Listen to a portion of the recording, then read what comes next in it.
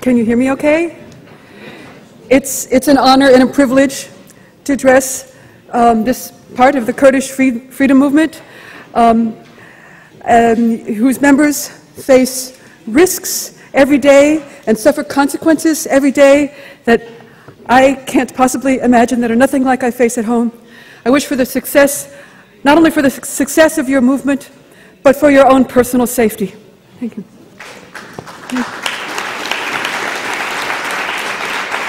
Good. So, in February 1999, at the moment when Abdullah Öcalan was abducted in Kenya, Murray Bookchin was living with me in Burlington, Vermont.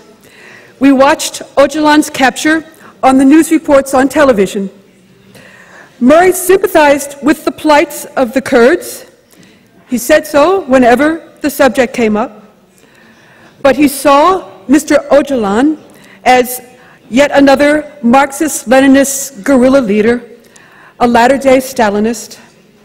Murray had been criticizing such people as an anarchist for decades, for misleading people's impulses toward freedom into authority, dogma, statism, and even, all appearances to the contrary, acceptance of capitalism.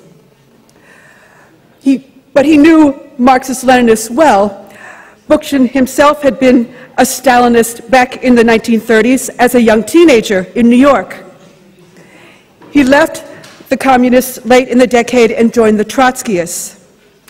At the time, around 1940, the Trotskyists had thought the coming World War II was going to end in proletarian socialist revolutions in Europe and the United States. They were sure it would, the way World War I, for example, had given rise to the Russian Revolution. So surely the same thing would happen at the end of the Second World War.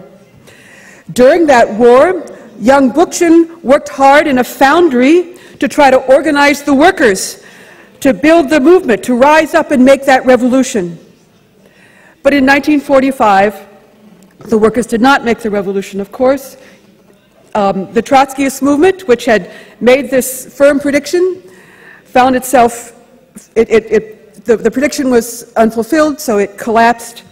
At least in the United States, many of its members, probably most of them, gave up on Marxism and revolutionary politics generally, and decided to become academics or edit magazines or, in other ways, go work within the mainstream as social democrats very often. Murray Bookchin, too, gave up on Marxism because the proletariat had not fulfilled its role. It had not turned out to be revolutionary. But instead of going mainstream, he and a few of his friends did something unusual. They decided to remain social revolutionaries. They recalled that back in 1940, Trotsky, before his assassination, had said that should the unthinkable happen, should the coming war not end in revolution, then it would be necessary for them to rethink revolutionary doctrine, to rethink Marxist doctrine itself. Well, since there had been no revolution, Bookchin and his friends got together to try to do what Trotsky had said. They met every week during the 1950s, a little radical group, and looked for ways to renovate the revolutionary project under new circumstances. Capitalism, they remained certain, was an inherently self-destructively flawed system. But if not the proletariat, then what was its weak point? Bookchin realized early in the 50s that its fatal flaw was the fact that it was in conflict with the natural environment, destructive both of nature and of human health. It industrialized agriculture, it tainted crops and by extension people with toxic chemicals. It inflated cities to unbearably large megalopolitan size, cut off from nature. It turned people into automatons who damaged both their bodies and their psyches. It pressured them through advertising to spend their money on useless commodities whose production further harmed the environment. The crisis of capitalism, then, would result not from the exploitation of the working class, but from the intolerable dehumanization of people and from the destruction of nature. So, to create an alternative, an ecological society, giant cities would have to be decentralized so people could live at a smaller scale and govern themselves and grow food locally and use renewable energy. He's saying this in the 1950s. The new society would be guided not by the dictates of the market or by the imperatives of state authority, but by people's decisions. These decisions would be guided by ethics on a communal scale. To create such a rational ecological society, as he called it, we would need viable institutions, governing institutions, what he called forms of freedom, forms of freedom. Those are the institutions that would bring freedom. Both the revolutionary organization and the institutions in the new society would have to be truly liberatory so that they would not lead to a new Stalin, to yet another tyranny in the name of socialism. And yet, they would have to be strong enough to suppress capitalism. These institutions, he realized, could only be popular democratic assemblies. The present nation-state would have to be eliminated and its powers devolved to people, to citizens in assemblies. They, rather than the masters of industry, could make decisions, for example, about the environment. And since assemblies only work in a locality, in order to function at a broader geographical area, as Eirik has explained, they would have to band together to confederate. Murray spent the next decades elaborating these ideas for an ecological democratic society. In the 1980s, for example, he said the Confederation of Citizens' Assemblies would form a counterpower or a dual power to the nation-state, and he named this program Libertarian Municipalism, and later using the word communalism. During those decades of the 70s and the 80s, he tried to persuade other American and European leftists about the importance of this ecological democratic project. But in those days, most of them were busy admiring Mao Zedong, Ho Chi Minh, Fidel Castro, the Sandinistas. Bookchin pointed out that these were dictators, but the mainstream leftists did not want to hear such criticisms. Ecology and democracy are just petty bourgeois ideas, said these leftists. Well, it was discouraging, to say the least. The only people who listened to Bookchin at all were the anarchists, because his ideas were anti-statist, and so he had become, in fact, a high-profile anarchist. He told anarchists in Europe and the United States that his program for libertarian municipalism was their natural politics, their obvious revolutionary theory. They would listen to him respectfully, but then they would tell him that they didn't like local government. They didn't like it any more than they liked any other kind, national government. And they objected to majority voting because they said the minority wouldn't get their way. Majority rule is still rule. They preferred non-political communitarian groups, cooperatives, radical bookstores, communes. Bookchin thought such institutions were excellent, but to make a serious revolution, you need a way to gain active, concrete, vested, structural, legal, political power. Libertarian municipalism was a way to do that, to get this firm toehold against the nation-state. He wooed the anarchists with this idea. He courted them. He pleaded with them. He wheedled them. He begged them. He intoned. He scolded them. He did everything to try to persuade them that libertarian municipalism was the best way to make anarchism, popular rule, politically relevant. But by 1999, around the time of Öcalan's arrest, he finally had to admit that he had failed, and he was in the process of disengaging from anarchism. With all that going on, we didn't read much about Öcalan's defense at his trial on charges of treason.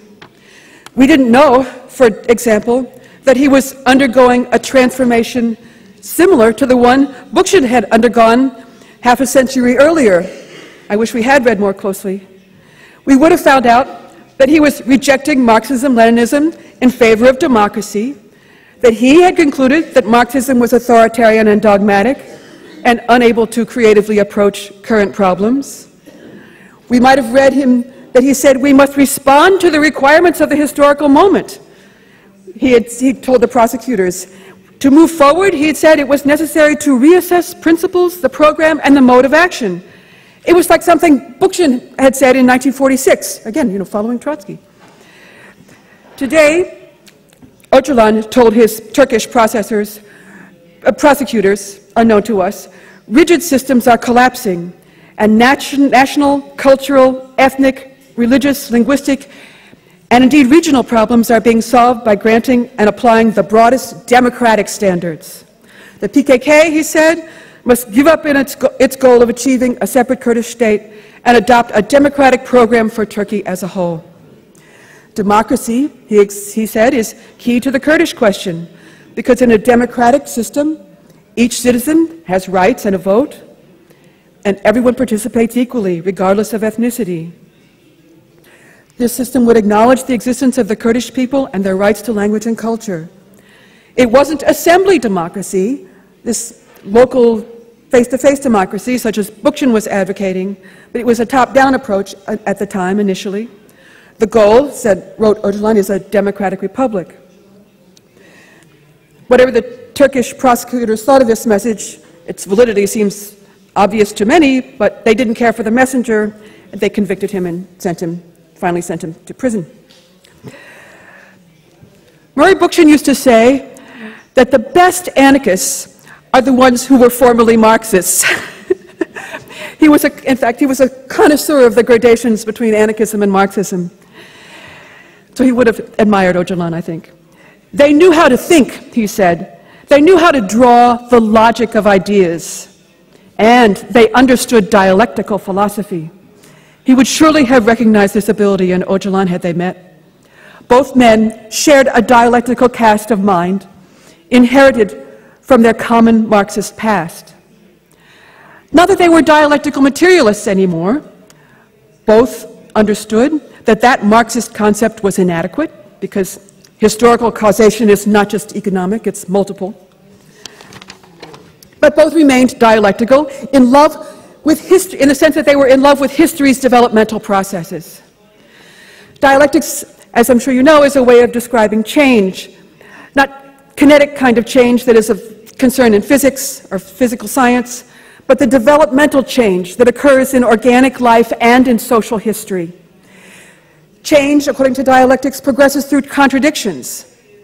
In any given development, some of the old is preserved, while some of the new is added, resulting in what Hegel called an Aufhebung, in a transcendence, which is also called a synthesis in some dialectical contexts. So both men were prone to think in terms of historical development, and both of them wrote sweeping historical accounts of civilization. In fact, more than once, several times, parsing the dialectics of domination and resistance, of states and tyrannies countered by struggles for freedom. Unlike Marxists, they did not use dialectics to predict some inevitable future revolt. They knew dialectics could not predict. Instead, they used it to raise possibilities, to identify potentialities that could be built on for freedom, to establish the historical foundations for what they thought should be the next political step. They used dialectics, consciously or not, for ethics, in order to derive from what has happened in the past and from what exists in the present to what ought to come next, what should be. Both wrote separately, unknown to each other, about the origins of civilization, about primal societies in the Paleolithic and the Neolithic, about the rise of agriculture and private property and class society, the rise of religion, of administration, states, armies, empires, monarchs, nobility, feudalism. And they both discussed modernity, the rise of the Enlightenment, science, technology, industrialism, capitalism. Just for convenience here for this speech, I'm going to call these accounts civilization narratives. Bookchin wrote two major civilization narratives. The first was The Ecology of Freedom in 1982, and the second was Urbanization Against Cities in 1986. Öcalan wrote several, at least the ones I know are translated into English. The Roots of Civilization, and PKK and the Kurdish Question, and even the even more recent roadmap. They harnessed their civilization narratives to serve current political problematics. For example, Bookchin's Ecology of Freedom is, among other things, an argument against mainstream reformist environmentalism in favor of radical social ecology. Bookchin wanted to show these cautious liberals that they could aim for more than mere state reforms, that they could and should think in terms of achieving this decentralized ecological democratic society. People had lived communally in the past and they could do so again. So in the Ecology of Freedom, he highlighted the early pre-literate societies in human history that he called organic society, tribal, communal, non-hierarchical, living in cooperation. The means of life were distributed according to customs of usufruct, or the use of resources as needed, complementarity, ethical mutuality, and the irreducible minimum, the right of all to food, shelter, and clothing. From this feeling of unity between the individual and the community emerges, he wrote, a feeling of unity between community and the environment. In other words, these organic societies lived in harmony with the natural world. He then traced the dialectical development, the rise of hierarchy imminently out of organic society, patriarchy, the domination of women, gerontocracy, shamans and priests, warriors and chiefs, states, class society. Thereafter, the idea of dominating nature arose, reconceiving nature as an object to be exploited. Okay. For Murray, excuse me, hierarchy's legacy of domination is countered by a long-standing legacy of freedom, resistance movements throughout history that have embodied principles from organic society, usufruct, complementarity, the irreducible minimum. The potential still remains for a dialectical transcendence of domination in a free cooperative society that could make possible a cooperative relationship with nature. Today, he called this set of ideas social ecology. That was in 1982. Okay, in the second civilization narrative, urbanization without cities, he sought to establish the historical foundations for assembly democracy. And by the way, you may not realize it, but this book I'm about to discuss, Urbanization Without Cities, has been translated into German. It's out in the hallway at the Trotzdem Verlag table. It's called Die Agonie der Stadt. Die Agonie der Stadt, okay? I don't get any money for saying that. Okay. Okay. So in this book, he sought to establish the historical foundations for assembly democracy. As Eirik explained, he found a tradition of citizens' assemblies, especially in the ancient Athenian ecclesia, in early towns of Italy and Germany and the Low Countries, in the Russian Vesh of Pskov and Novgorod, in the Comunero assemblies of 16th century Spain, in the assemblies of the revolutionary Parisian sections of 1793, in the committees, the grassroots committees and councils of the American Revolution, in the Parisian clubs of 1848, in the Paris Commune of 1871, in the Soviets of 1905 and 1917, in the collectives of revolutionary Spain in 1936 and 37, created by the anarchists, whose movement, by the way, he loved very dearly, and the New England town meeting today, among others. He showed how, contrary to Marxism, the venue for revolution was not the factory, but the municipality. So urbanization laid out the dialectical foundations for a municipalist revolt for freedom against the nation-state. Meanwhile, confined to solitude in his island prison, Öcalan dedicated himself to study and writing, often these civilization narratives. Certainly one of his problematics in The Roots of Civilization, 2001, was to show the need for Turkey's democratic republic to include Kurds. He too described a process of social evolution, historical macro processes of civilization whose roots lay in Mesopotamia at Sumer. In his telling, at least from what I've read, from what's been translated into English, the ziggurat A temple, an administrative center, and a production site was the womb of state institutions. The topmost floor was said to be the home of the gods. The first floor was for the production and storage of goods. The temple thus functioned as a center of economic production. Rulers were elevated to divine status. The rest of the people had to toil in their service as workers in that temple-centered economy. The ziggurats, said Öcalan, were the laboratories for the encoding of human mindsets, the first asylums where the submissive creature was created. They were the first patriarchal households and the first brothels. The Sumerian priests who constructed them became the foremost architects of centralized political power, he wrote. Their temples grew into cities. Cities became states and empires and civilization. But the nature of the phenomenon remained the same. The history of civilization, he wrote, amounts to nothing else than the continuation of a Sumerian society grown in extension, branched out and diversified, but retaining the same basic configuration. In other words, we are still living in Sumer, still living in this incredible intellectual invention that, he wrote, has been controlling our entire history ever since. If Sumerian civilization is the thesis, he said, dialectically, then we need an antithesis, which we can find in, among other places, the Kurdish question. Ethnic resistance to the Sumerian city is as old as that city itself, he wrote. And today, a transcendence of the Sumerian state may be found in a fully democratic republic, home to both Kurds and Turks. Now, I don't know very much about Öcalan's other intellectual influences, I admit that. The names Wallerstein, Braudel, and Foucault are mentioned often. But it's clear to me that in 2002, Öcalan in prison started reading Bookchin intensively, especially The Ecology of Freedom and Urbanization Without Cities. Thereafter, through his lawyers, I'm told, he began recommending urbanization without cities to mayors in Turkish Kurdistan and recommending the ecology of freedom to all the militants.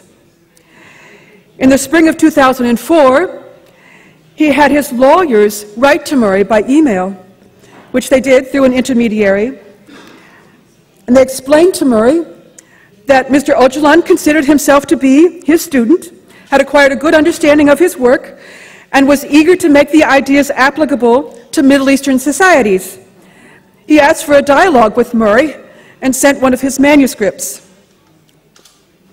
My friends, it would have been amazing had that dialogue taken place, but I'm sorry to tell you that at that age, Murray was 83 years old. He was sick. He was too sick to accept that invitation and reluctantly, respectfully declined. Öcalan's subsequent writings show the continued influence of his study of Bookchin. His 2004 work, In Defense of the People, which has been translated into German as Jenseits von Staat, Macht und Gewalt, is a civilization narrative that includes an account of primal communal social forms like Murray's organic society, which Öcalan named natural society. In natural society, Öcalan wrote, people lived as a part of nature, and human communities were part of the natural ecology. He presented an account of the rise of hierarchy that in many ways resembled Bookchin's. And moreover, the rise of hierarchy introduced the idea of dominating nature. Instead of being a part of nature, hierarchical society saw nature increasingly as a resource, he wrote. Öcalan even called attention to this process's dialectical nature. Natural society, he said, at the beginning of humankind forms the thesis, contrasted by the antithesis of the subsequent hierarchic and state-based forms of society. Their respective civilization narratives have many points of overlap and difference. They would be fascinating to explore, but in the interests of brevity, I'll limit myself to one, the various ways in which they wrote about Mesopotamia. Öcalan, as I've said, emphasized that Mesopotamia was where civilization began. Bookchin certainly agreed, noting, in fact, that writing began there. Quote, cuneiform writing had its origins in the meticulous records that the temple clerks kept of products received and products dispersed, unquote. He agreed that hierarchy, priesthoods, and states began at Sumer, although Murray also included ancient Mesoamerican civilizations as well. But what seems to have been very compelling to him were the traces of resistance at Sumer. In Sumer, quote, the earliest city-states were managed by equalitarian assemblies which possessed freedom to an uncommon degree, unquote. After the rise of kingship, quote, there is evidence of popular revolts, possibly to restore the old dispensation or to diminish the authority of the king, unquote. Even the governing ensi, or military overlords, were repeatedly checked by popular assemblies. And it fascinated him, clearly, that it was at Sumer that the word freedom appeared for the first time in recorded history. It was the word amargi. I don't know if I'm pronouncing that right. Okay, amargi. In a Sumerian cuneiform tablet that gives an account of a successful popular revolt against a regal tyranny in the name of amargi, freedom. Öcalan, after reading Bookchin, also noted the use of the word amargi, but otherwise didn't pick up on this point. But he did trace traits of Kurdish society to the Neolithic. Many characteristics of Kurdish society, he said, especially the mindset and material basis, bear resemblance to communities in the Neolithic. Even today, Kurdish society bears the cooperative features of organic society, he wrote. Throughout their whole history, Kurds have favored clan systems and tribal confederations that struggled to resist centralized governments. In other words, they are potentially bearers of freedom.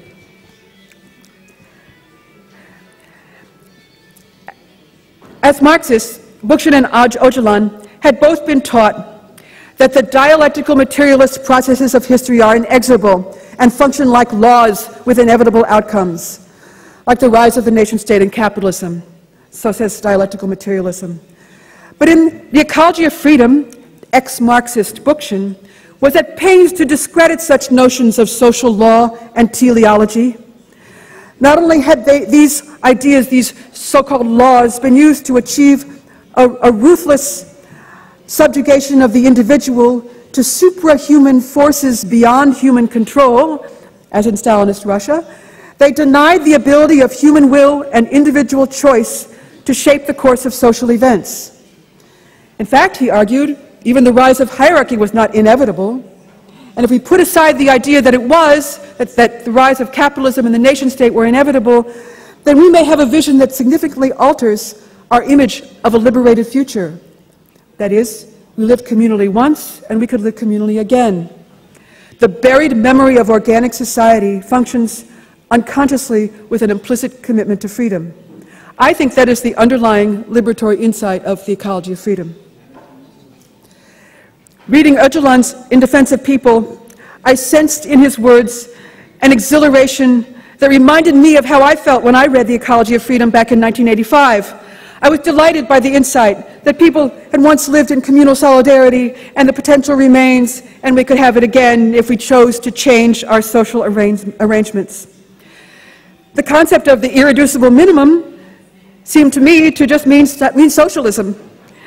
Ecology of Freedom offers to readers what Murray used to call a principle of hope. It's following the philosopher Ernst Bloch, who wrote a book called Das Prinzip Hoffnung, the principle of hope. And that must have meant something to the imprisoned Öcalan. The victory of capitalism was not simply fate, Öcalan wrote in 2004. There could have been a different development. To regard capitalism and the nation-state as inevitable leaves history to those in power, he said, but rather there was always only a certain probability for things to happen. There's always an option for freedom, he wrote. The communal aspects of natural society, he wrote, persist in ethnic groups, class movements, religious, philosophical groups that struggle for freedom. Natural society, he wrote, has never ceased to exist. A dialectical conflict between freedom and domination has persisted throughout Western history, a constant battle between democratic elements, who refer to communal structures, and those whose instruments are power and war. For the communal society is in permanent conflict with the hierarchic one.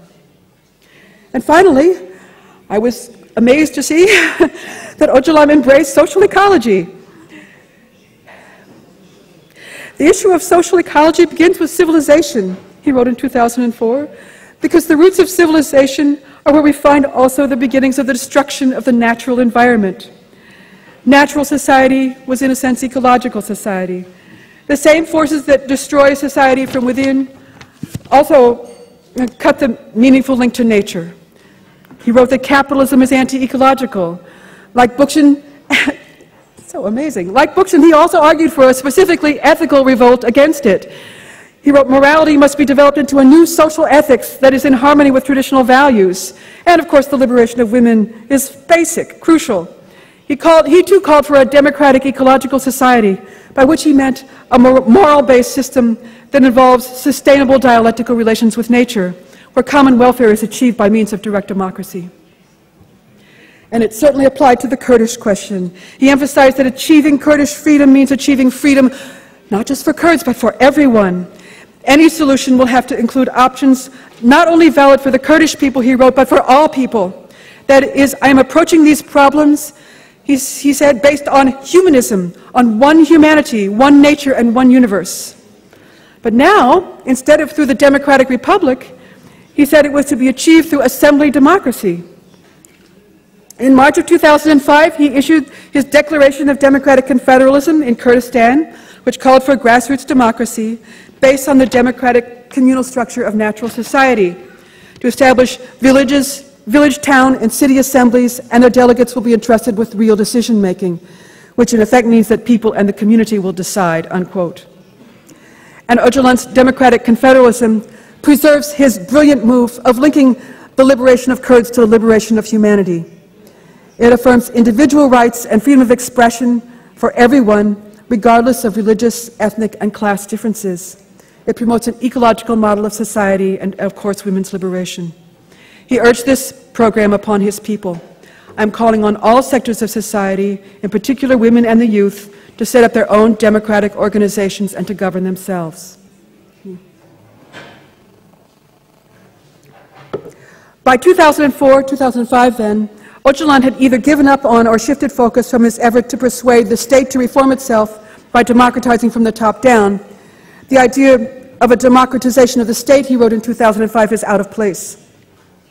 He had concluded that the state was a mechanism of oppression, the organizational form of the ruling class, and as such, one of the most dangerous phenomena in history. It's toxic to the democratic project, a disease, in fact, and while it is around, quote, we will not be able to create a democratic system. So Kurds and their sympathizers must never focus our efforts on the state or on becoming a state, because that would mean losing the democracy and playing into the hands of the capitalist system. Democratic confederalism, says his declaration, is a democratic system of the people without a state. Now, that seems pretty unequivocal, and certainly it's in accord with Bookchin's revolutionary project. Bookchin had posited, as Eirik explained, that once citizens' assemblies were created and confederated, they would become a dual power pitted against the nation-state and overthrow and replace it. But Öcalan, in this 2004 work in defense of the people, also sends a different message. Quote, it is not true, in my opinion, that the state needs to be broken up and replaced by something else. It's illusionary for democracy. It's illusionary to reach for democracy by crushing the state. Rather, the state can and must become smaller, more limited in scope, he wrote, in order to make room for democracy.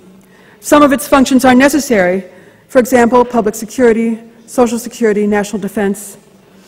The confederal democracies' congresses should solve problems that the state cannot solve single-handedly, he wrote.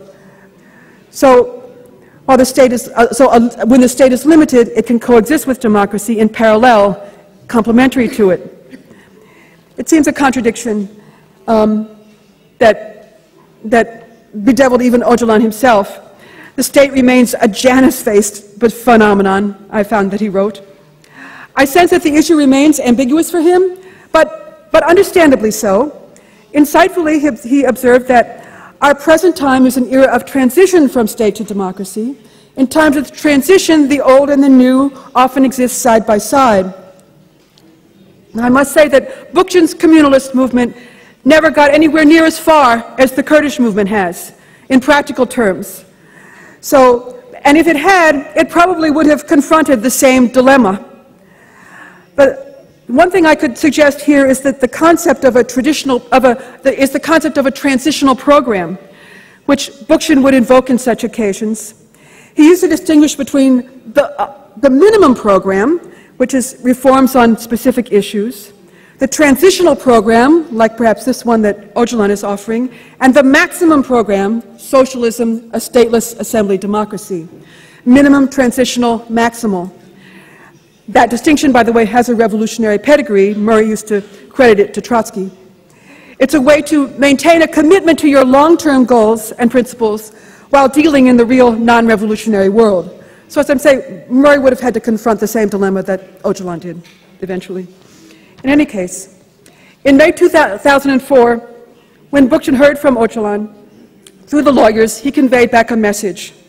Quote, "My hope is that the Kurdish people will one day be able to establish a free, rational society that will allow their brilliance to once again flourish.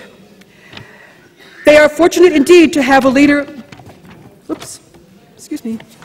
They are fortunate indeed to have a leader of Mr. Öcalan's talents to guide them." Unquote.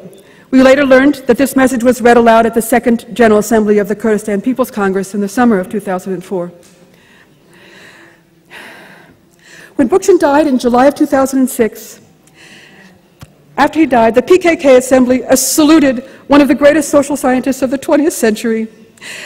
He introduced us to the thought of social ecology and helped to develop socialist theory in order for it to advance on a firmer basis.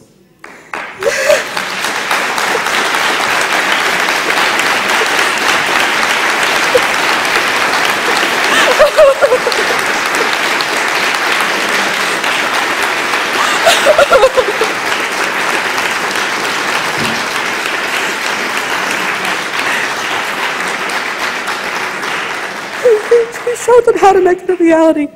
He has proposed the concept of confederalism, a model which we believe is creative and realizable. The PKK Assembly continued. Bookchin's thesis on the state, power and hierarchy will be implemented and realized through our struggle. We will put this promise into praxis, this as the first society that establishes a tangible democratic confederalism. My friends, no tribute could have made him happier. I only wish he could have heard it. Perhaps he would have saluted them back with that first recorded word for freedom from Sumer, Amargi. Thank you.